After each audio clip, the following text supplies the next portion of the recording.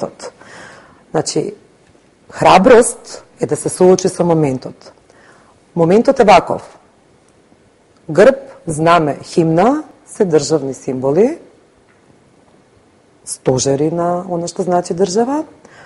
Ни се случија, ми се чини таму во раните 90-ти години, од тоа што имавме на располагање, така се случија. И денеска имаме една ситуација во која имаме бившо југословенски символи. Цена, многу ги почитувам, но мислам дека ќе биде убаво да имаме капацитет да ги собераме, да ги ставиме во музеот, кој имаме сега покрај реката Вардар, еден убав објект, една убава содржина, и таму некаде да пишува символи на Социјалистичка федеративна, на Социјалистичка република Македонија во рамките на СФРЈ. Па да се интонира химната, да стои грбот, да стои знамето. Ке се задржам само еден на знамето, некако непријатно ми е да го кажем ова, но така е. Знамето, македонското знаме, стана некако се поистоветува со знаме на македонскиот народ, во меѓувреме се воведе и знамето на албанскиот народ, и тоа можеби не е лошо, но ни недостига државно знаме. Знаме на сите нас. Кога ќе дојде некој кај нас и кога ние имаме некаков настан, да се знае кој е нашиот символ. Зошто е тоа важно да го направиме и каде е храброста? На тој начин, кога ние денеска ќе кажеме ова се символите на современата ни држава, нашите внуци ќе кажуваат има во еден момент историски седна, се договорија, создадоа нови символи, што не е ништо страшно, напротив.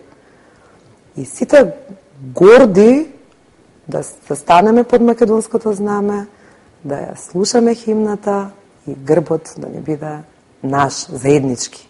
Еден од фундаментите за градење соживот.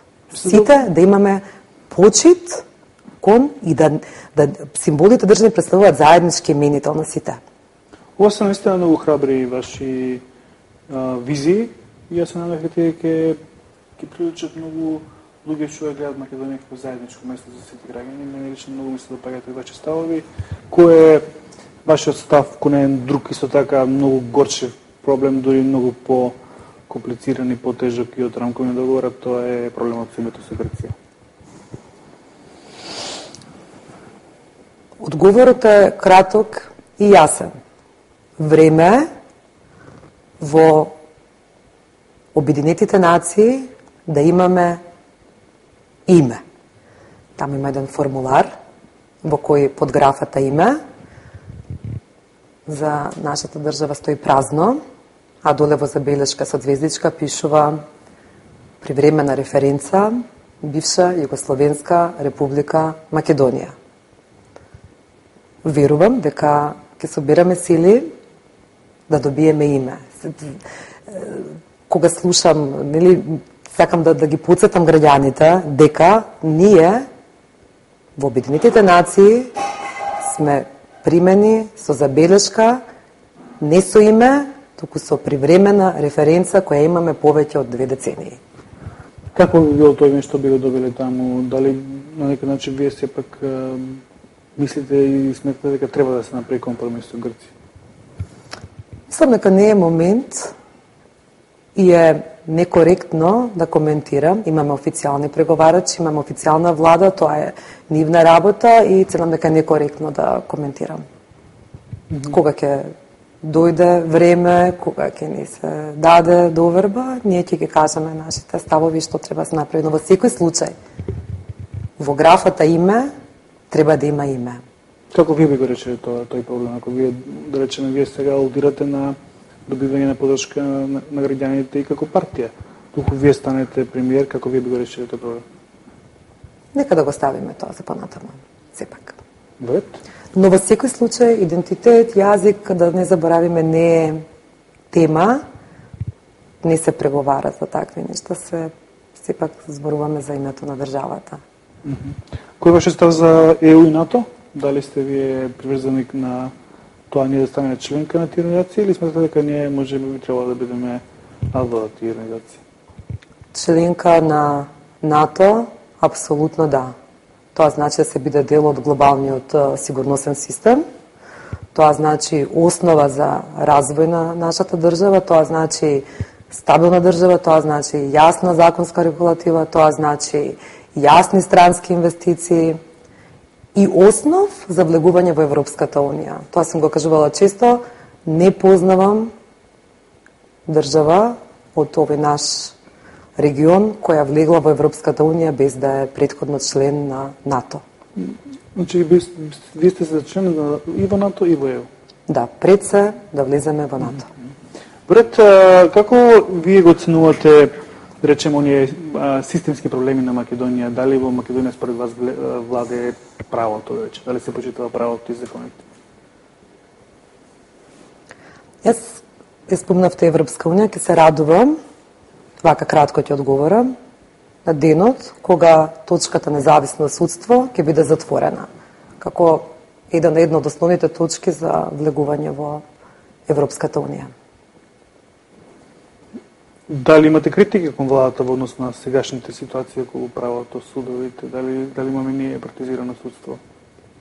Значи, состојбата е таква од раните 90-ти, од како е создадена државата до ден денешен.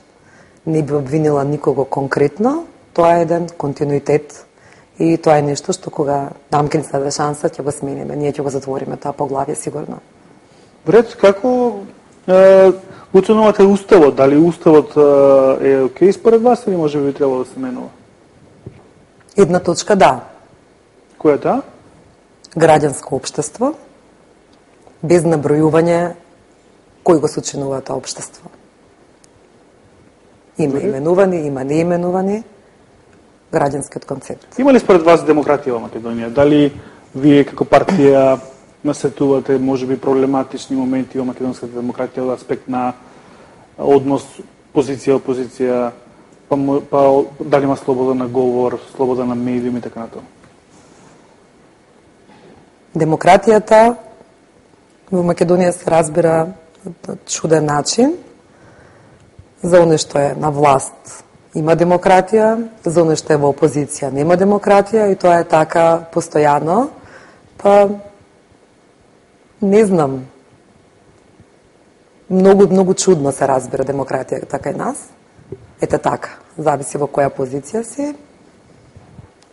Слободата на говорот, тоа е тоа што би сакала да кажам. И па еве вака, Републиканска алијанса е политичка партија која е регистрирана на 4. мај 1912 година до ден денешен, тоест до вчера, до моето кандидирање за градоначалник на Скопје, нема медиум кој не представи.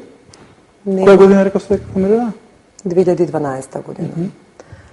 Значи, не знам што и ве пративме покана кажавме пред сите медиуми дека учествувам на локалните избори. Благодарност до телевизија Сонце вчера ме покани, денеска АТВ. Верувам дека може би уште и рано, но не знам дали тоа слобода, тоа е многу специфична тема, дали тоа слобода на говор, дали тоа или една зборувавме партизација, професионализација. Дали вие нешто би смениле во односот? Не знам зашто ми се појави барем една љубопитност, кој сме ние, што сме ние, што имаме да кажеме и зошто да кажеме. Но доколку вие би добиле власт, како вие би владееле, од аспект дали би дозволиле малку повеќе слобода или би биле исти како сега што да мора да помине? Апсолутно да. Ценам дека секоја една идеја треба да може да биде и критикувана и пофалена согласно сваќањата на новинарот, но не е диригирана. И тоа е практично медиумот е седмата сила која треба да е коректор и која треба да ни помогне да бидеме се поквалитетни, се подобри. Независно во која сфера, дали е тоа политиката, дали е бизнисот, дали е начинот на живење, културата, спортот, една носечка сила во општеството. Како личност што обрестува во Америка по долго време, кога се вративте во Македонија и кога ќе направите проценка на слободата на говор на медиумите во Америка, тука голема ли е разликата? Тука во контекст оној пат на медиумите на 90 места? Голема е. големе. Вред, одиме понатаму. Кој е вашиот став околу социјалната заштита? Што државата треба да прави со сиромашните? Дали треба да ги субвенционира, помага, односно тоа и да ги зголемува даноците за бизнисот, бидејќи вие сте сепак бизнисменка? Дали каде не треба да има големи даноци? Дали треба државата да биде таа што ќе биде даделка, па ќе се грижи за сиромашни и за сите, или пак треба сите ние како индивидуи да се бориме колку може да се обезбеди сам, а да не чекаме од државата, да не биде даделка како што беше во комунизмот? Прашањето е многу комплексно. Би почнала вака. Ние во моментот имаме најниски даноци во Европа со намера да привлечеме странски инвестиции. Очигледно, ниските даноци не помагаат многу во привлекувањето странски инвестиции, затоа што како држава не водат таму со некаква црвена точкичка, држава со висок ризик, и таму кај што има ризик, инвеститорите не доаѓаат. За да дојдат, треба да станеме членка на НАТО, да знаат дека сме дел од глобалниот сигурносен систем, да станеме или барем да ги отпочнеме преговорите со Европската Унија, за да се знае дека имаме намера да ги почитуваме законските регулативи и тогаш ќе имаме инвестиции. Ниските даноци нормално ќе повлечат и такви како што се повлекуваат други проблеми. Ценам во нашата програма точно акцентот е ставен на специфичните категории на граѓани кои имаат потреба од поддршка, како што се пензионерите, како лицата со посебни потреби, како социјално слабите личности, и тука некаде ни е фокусирањето. Важно е да се помогне, важно не да се помогне, тоа треба да е суштината на функционирањето, значи да се за пензионерите да се отворат клубови, да се отворат соодветни пензионерски домови. Ако се зборува за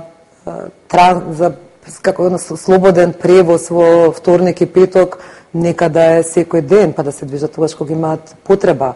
За децата со посебни потреби, јас тоа го кажував и вчера, денеска ќе повторам, мислам дека школата Рембо е многу позната за деца со аутизам. Веќе не е договорено да отвориме таква и во Скопје. Така што тоа е неопходност. Но што е со онаа преголема администрација, преголема бирократија? Македонија има над 200.000 бирократија, што ги нарекуваме ние џаболевари, кои што кулата врата земаат плата. Што вие, кој ваше став околу таа администрација?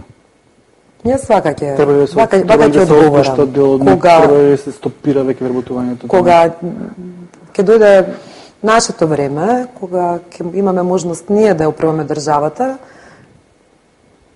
ќе направиме така да приватната иницијатива, она што рековте претходно, секој, како вели либералната идеја, кога на човека ќе му ги обезбедите условите да може да функционира нормално, тој најдобро знае да се организира себе си и како таков да го повлече целото општество напред. Значи, тоа е основата. Кога ќе се створат таквите услови, и во нормалниот свет е така, луѓето не се борат да се вработат во државна администрација, туку да движат собствени бизниси или да бидат дел од големи системи во кои ќе работат, и верувам, знам дека тогаш, знаете, сепак едно е буџет и дефинирана плата, друга е приватната иницијатива и можноста да, како велат, небото е плафонот, до каде може да